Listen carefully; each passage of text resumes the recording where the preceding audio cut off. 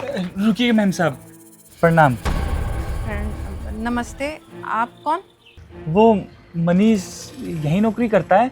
Manish sir यहाँ पे नौकरी नहीं करते, ये कंपनी मनीष सर की है। ऑफिस है? मतलब कि इतना बड़ा ऑफिस मनीष का है? हाँ जी, यहाँ के ओनर है वो। अच्छा, निकम्मे, भाई जीना हराम कर रखा है तूने मेरे इस घर के अंदर। क्यों मेरी जिंदगी में बोझ बना हुआ है तू? हैं? मैं बाहर तेरे लिए कमाता धमाता हूं और तू क्या करता है यहाँ पे? दिन भर पड़ा रहेगा, घर में रह के फोन चलाता है। इतनी सारी बातें बोल देता हूं तेरे को, लेकिन तेरे कान पे एक बार भी जू नहीं रेंगती। जो तेरी पढ़ाई के लिए लोन उठाया था ना, एजुकेशन लोन, उसकी हर महीने इंटरेस्ट के साथ EMI आती है मेरे पास, मैं ही भरता हूं उसको। और तुम साहबजादों को कोई मतलब ही नहीं है। बाहर जाके चुपचाप नौकरी कर ले, इस घर के अंदर 4 पैसे लेकर आएगा तो मुझे भी सुकून मिलेगा। अरे बात समझ में? भैया मैं मेहनत कर तो रहा हूँ, अब इंटरव्यू के लिए जाता हूँ, अब मेरा सिलेक्शन नहीं होता, इसमें मेरी थोड़ी ना प्रॉब्लम है। प्रॉब्लम है? तेरी क्या प्रॉब्लम है? अब इतने महंगे स्कूल में तुझे पढ़ाया, इतनी अच्छी यूनिवर्सिटी में तुझे पढ़ाया, किस लिए पढ़ाया? जिससे तू अच्छी नौकरी कर सके। सरकारी नौकरी तो तेरे से ली नहीं गई, प्राइवेट में तू मुझे रोज बहाने देता रहता है कि मैंने वहां इंटरव्यू दिया, यहाँ पे इंटरव्यू देने के लिए गया, लेकिन कहीं सिलेक्शन नहीं हो रहा। अरे माथे पे पागल लिखाएगा मेरे? समझ में नहीं आता मुझे। तूने सिर्फ अपना समय बर्बाद किया है और मेरे पैसे। ठीक है, आज की तारीख में तेरे को कोई जॉब नहीं देना चाहता क्योंकि तुझे कुछ नहीं आता, तेरा खाली दिमाग है अंदर से। और सुन, इस घर में अपने दर्शन तब दिखाइयो तू जब कुछ कमा ले, ठीक है? क्योंकि ये घर मेरा कमाया हुआ है, मेरे पैसों का। आ रही बात समझ में? यहां रहने की अब तुझे कोई जरूरत नहीं है। बहुत उपकार कर लिए तूने, जितना उपकार तुझे करना था तूने मेरा साथ दे दिया। अब तू इस घर से निकल जा। यह तेरा बैग, और यहां से निकल, निकल जल्दी निकल।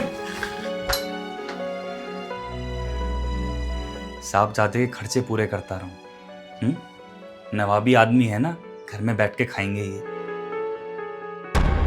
आपको कुछ काम था क्या? हाँ जी, वो मुझे मनीष को कुछ पैसे देने थे। ये 3 लाख रुपए हैं, ये मनीष को आप दे देंगे क्या? 3 लाख रुपए? पर आप कौन है? अरे वो सब छोड़िए, मैं कौन हूँ, कहाँ से आया हूँ। आप बस उसे ये बोलिएगा कि एक इंसान पटेल नगर से आया था और उसका नाम सत्यम था, तो वो मुझे पहचान जाएगा। आप उसको ये पैसे दे देना।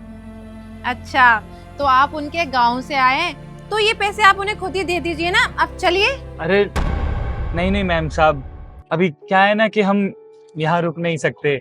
वो दरअसल हम आने और जाने की टिकट एक बार ही करवा के आए थे। बाकी आप मनीष से बोल दीजिएगा कि हम उसके गांव से आए थे। अभी वो खाना वाना सही समय पे खाता है ना, अपना ध्यान तो रखता है ना वो। हाँ सर, बिल्कुल ठीक है।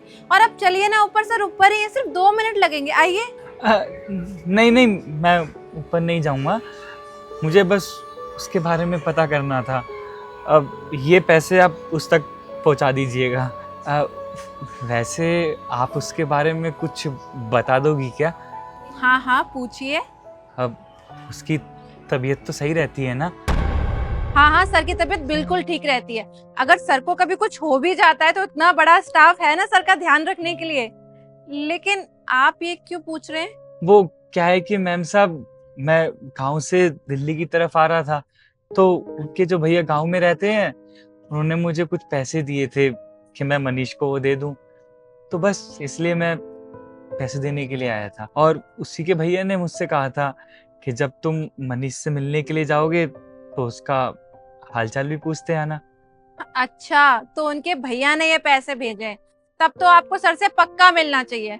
मैं एक काम करती हूँ, सर को बुला कर ला। अरे नहीं मैम साहब, रुकिए। अरे काहे उन्हें परेशान कर रही हैं? वो तो इतने बड़े आदमी बन चुके हैं, हमारा तो काम था बस पैसे पहुंचाने का। और वैसे उनसे कह दीजिएगा कि बाहर गर्मी बहुत हो रही है, खामू का पसीने में जब वो आएंगे और ठंडा पानी पी लेंगे तो गला पकड़ लेगा। उनके उनके भैया ने बोला था मुझसे ये बोलने के लिए, बता देना उनको। और बस हमें पैसे देने थे, हमने आपको दे दिए, आप दे देना। ठीक है, मैं बोल दूंगी। और आपने बिल्कुल सही कहा कि मनीष सर बहुत बड़े आदमी बन गए, लेकिन वो हमेशा ना सबको इक्वल रखते हैं, चाहे अमीर हो चाहे गरीब हो, सबको एक समान रखते हैं, किसी में भी भेदभाव नहीं करते।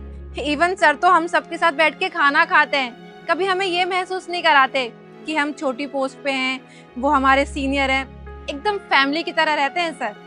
हाँ ये तो है, मनीष दिल का तो अच्छा है, बस कुछ गलतियां मुझसे ही हो गई। अब मतलब कि मैम साहब, वैसे आप इतने बड़े ऑफिस में उसके साथ काम करती हैं, तो वो अपने परिवार का जिक्र करता है आपसे? कभी कुछ पूछता है या कुछ बताता हो आपको? सॉरी, पर मैं सर की पर्सनल इंफॉर्मेशन तो आपको नहीं दे सकती, लेकिन हाँ, जब हम सब एम्प्लॉयज की फैमिली आती है या फिर कभी कंपनी में गेट टुगेदर होता है, तो सर को मैंने बहुत मायूस देखा है। उनकी आंखों में ना खालीपन दिखता है। उन्हें हमेशा इस चीज की कमी महसूस होती है कि उनकी फैमिली उनके साथ क्यों नहीं है। वैसे सर बहुत याद करते हैं अपनी फैमिली को, बाकी तो सब ठीक है।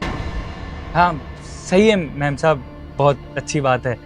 अब मैं भी यही चाहता हूँ और उसका गांव वाला भाई भी यही चाहता है कि मनीष बहुत बड़ा आदमी बने, अपने गांव का, अपने भैया का नाम बहुत रोशन करे। और अभी जाके मैं गांव में उसके भाई को बताऊंगा ना, तो उसके भाई का गर्व से सीना चौड़ा हो जाएगा, बहुत गर्व करेगा कि मनीष ने इतना बड़ा ऑफिस बना लिया है अपना प्रदेश में। अरे आप खुद चलिए ना, खुद जाके दे दीजिए, चलिए। अरे अरे नहीं नहीं मैम साहब, मैं अभी लेट हो रहा हूँ, वो ट्रेन की टिकट कराई थी, अब ट्रेन में भी तो जाना है। कोई नहीं, आप बस उसको पैसे दे दीजिएगा, मेरे लिए वही काफी है। चलते हैं, प्रणाम। नमस्ते।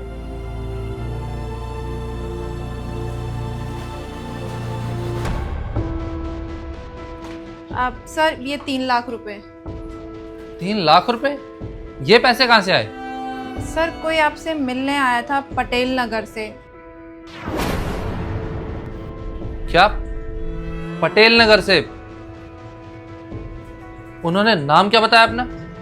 सर उसने अपना नाम सत्यम बताया था।